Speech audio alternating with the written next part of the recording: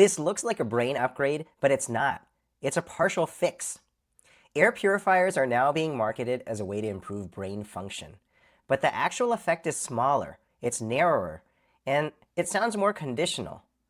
The best evidence we have shows tiny short-term cognitive improvements in polluted environments, not a general brain boost.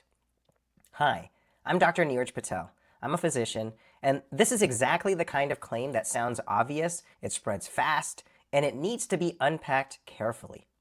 A recent randomized trial looked at people using HEPA air purifiers for 1 month. Yes, they found improvements in attention and memory, but here's what matters.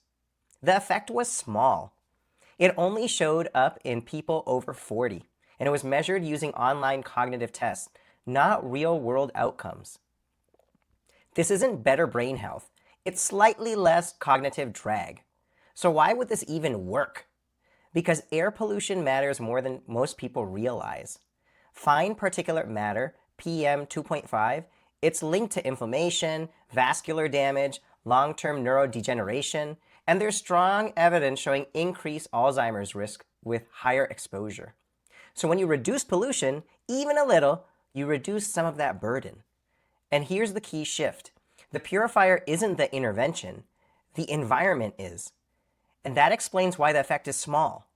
A purifier doesn't eliminate exposure, it just reduces it. You still breathe polluted air outside, you still commute, you still get exposure from other environments, and the HEPA filters don't even address everything. They miss gases and ultrafine particles that also matter. So what you're doing is lowering exposure, not changing the system. Which leads to a better question. If this works, why is the effect so modest? Because you're optimizing a small part of a much larger problem. Now step back. Why is this being framed as a brain optimization tool? Because it fits a clean story. You buy something, you improve something. It's simple, it's actionable, and it sells. But the reality is more structural. This looks like prevention when it's actually a consumer product layered into a systemic problem. It's not malicious, it's just how incentives work. So what actually matters more? Think in terms of exposure hierarchy. First, where you live. Second, the ventilation and building design. And third, time spent in a polluted environment.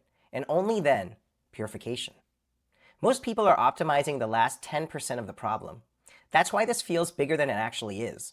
So yes, air purifiers can help in the right context, in polluted environments, and at the margins.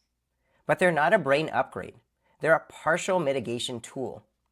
And that's a very different category, because this isn't about air purifiers. It's about thinking you solved a problem with a system. Because this isn't about air purifiers. It's about thinking you solved a system problem with a device. See you in the next one.